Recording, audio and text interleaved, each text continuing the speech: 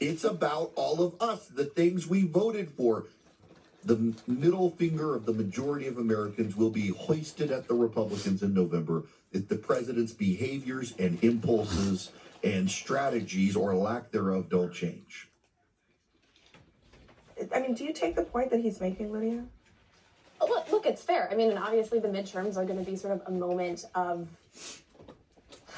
where we face the reality of where the American voters are. So, probably a watershed moment. There's an older white guy who I see in my neighborhood a lot. I think he probably voted for Donald Trump. We never talk about politics, talk about sports, talk about kids, talk about dogs, all the other things. The other day, he said to me, he said, it was super cold. He said, maybe this is Trump's way of getting us ready to go to Greenland, right? And then he started talking about what's going on with this guy. This guy's really out of control. He never talked politics about me. Talked to me about politics before. I think that this is all starting to wear thin. The bribery and the corruption, or the attempted, we don't know if it's actual bribery, but the corruption, we are seeing the way that Trump is Greenland, we are seeing Venezuela, and then defending and attacking people who were shot dead in Minneapolis by police forces that he leads. I think people are now starting to realize this is not what they voted for, and the economy isn't getting any better either. That is the reason why we're still having to go through this. So here's the question, and you've been deep into politics, all of you, much more than I have.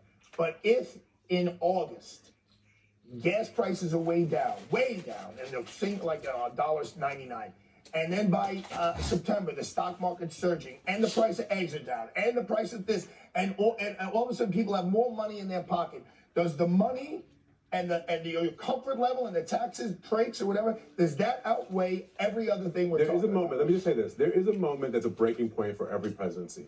And the Biden administration, I think it was after Afghanistan. When people saw on television what happened in Afghanistan, it didn't matter. Even when they liked the policy that was coming out, they wouldn't credit Joe Biden for being the person who actually was responsible for it. I think we are reaching the point where people believe Donald Trump is incompetent, he's boorish, he's corrupt, and they don't actually trust this guy. Can I just say one thing about that caller, though? The apology is accepted. You know, and I think that like there are periods in time when folks were on the wrong side of history and they realize their error and they try to correct it. And I think the only way we get past this period is to apply forgiveness and say, you can come here. There is a home here. We might not always agree, but the courage to acknowledge when you do something wrong is actually more than the president did today. That caller did it. The president did not. Next for us, the Trump administration's justification for that raid on a Chicago apartment building in September gets fact-checked, and it turns out